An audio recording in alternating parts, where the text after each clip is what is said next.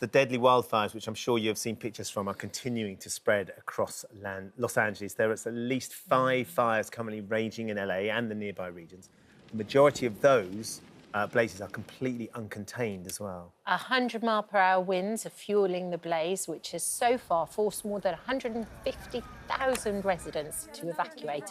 It's become the most destructive wildfire in LA's history, with over 1,000 buildings destroyed. Yeah, the brave firefighters who continue to battle those infernos are said to be short of water. They've since resorted to using swimming pools and ponds just to try and control some of the flames. And as 5 people are tragically confirmed to have lost their lives, we're going to be speaking to Lorraine's LA correspondent, Ross King, in just a moment, who's joining us from his home in the Hollywood Hills. But first, we're going live to Good Morning Britain's North America correspondent, Noel Phillips. Good morning, Noel. The fires are still uncontained, is that correct? Ago, the firefighters who are absolutely devastated. I just want to show you the fire trucks in this makeshift emergency center. I'm not sure if you can see, but there are firefighters sleeping.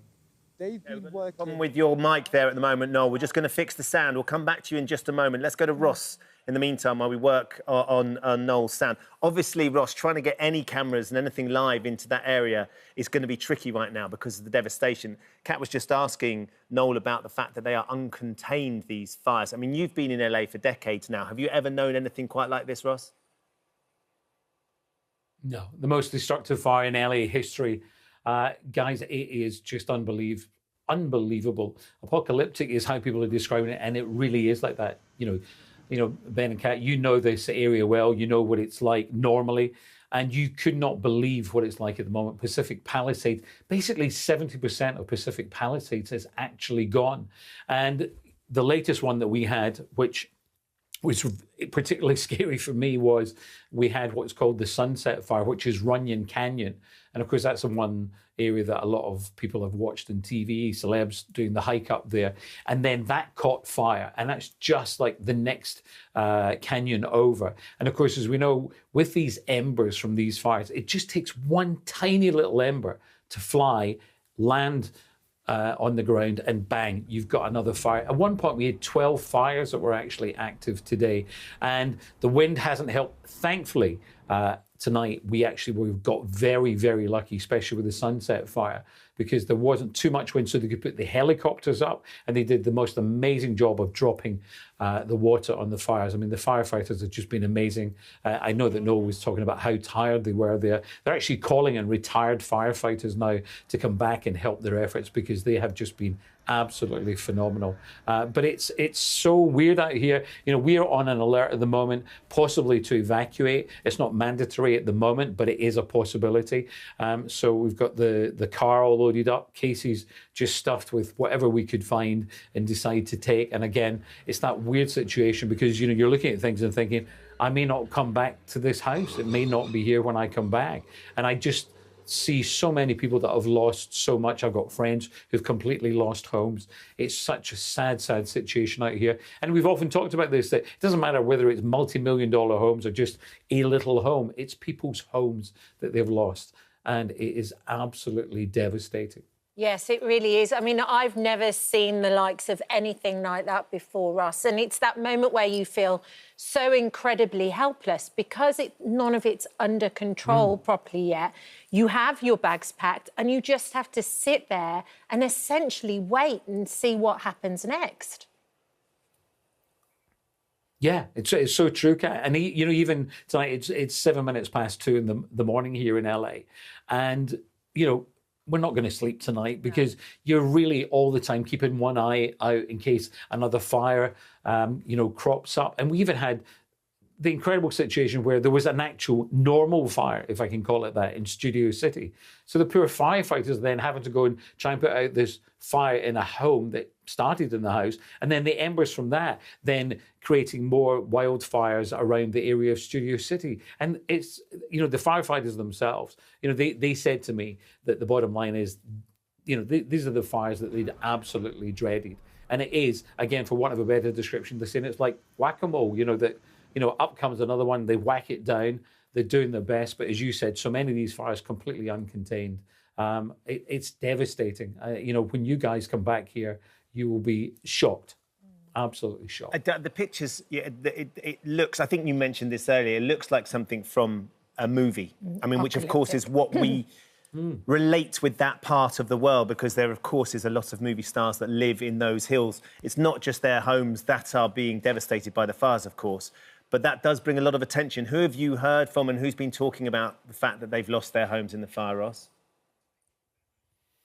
A lot of people have been evacuated. Ben Affleck, Mandy Moore, Paris Hilton lost her home in Malibu, talking about it's where she built so many precious memories. On local TV, on my old station out here, KTLA, we saw Steve Guttenberg, we know from Police Academy.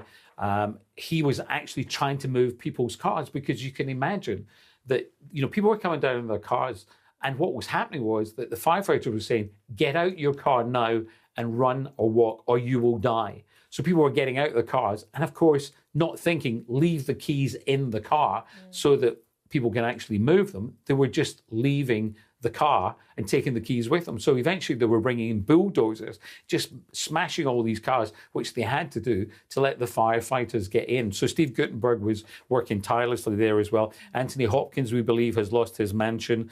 Spencer Pratt, Heidi Montag, the reality stars, they've lost their homes. Eugene Levy, who's actually the honorary mayor of the Pacific Palisades, lost his. Billy Crystal, John Goodman, Miles Teller, Ricky Lake, Anna Faris, Leighton Meester, Adam Brody. The list just goes on. And again, as I said, it doesn't matter. You know, that's the thing about Mother Nature. It doesn't care whether someone's a big movie star or anything at all.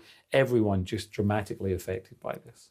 Oh, goodness me, Ross, just stay safe. I know your bag's packed, ready to go, just in case it ends up coming more towards where you are, but we're thinking about you all over there as well. Certainly are. Sending our love. Thank you. Thank you so much. OK, we can actually go back to Noel now, I think. Hi, Noel. Can you tell us what the situation is there now? It's worth saying, Ben and Kat, this is the reality of being in a disaster zone. Just along this entire road, there is no phone signal. People are unable to communicate. And in order to get help, people are having to, you know, stop emergency vehicles. So if you do lose me again, that is why we're having difficulties. But I was showing you a moment ago the line of fire trucks just over here. And inside those trucks are, you know, exhausted firefighters taking a nap, trying to get a breather before they go back out again beyond those hills and try and battle these relentless fires. In total, there are 5 still terrorizing Los Angeles this morning. Something like 26,000 acres have already been destroyed. I was, in fact, in the epicenter of the village, just beyond those hills that have been completely burnt. I spent some time with firefighters seeing up close people's homes, living rooms, bedrooms, garages, completely burnt to the ground.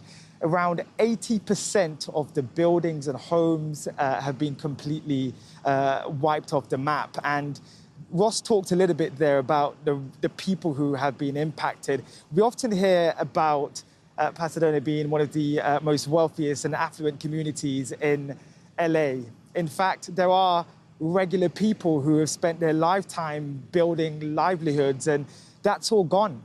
And I met one woman who told me something, Ben and Kat, which has stuck with me. She said she was sat in her living room and she had to run to the bathroom to get a bucket of water, throw it on herself in order to leave her house to then escape. That's how intense the heat was. And the authorities are saying things may even get worse in the coming days. Oh, no, it doesn't bear thinking about. You stay safe with your crew as well. You're getting incredibly close to fires. Can't imagine the oppressive heat that there is there and the difficulties breathing as well. That's why you've got your mask on. We really appreciate you persevering so we can get the link up to you, Ross. Noel, thanks very much for joining us this morning. Thank you. It's just terrible, isn't it? Through the night, it just got worse. I know people that have been evacuated and lost their homes now. It's terrible. Just heartbreaking. No matter who you are, what you do, to lose your home in that sort of circumstance, terrifying. Absolutely. Oh, hello. Thank you for visiting our This Morning YouTube channel. We upload tons of new content every single day. So hit the subscribe button, like all the videos, and don't miss out. We'll see you in the morning.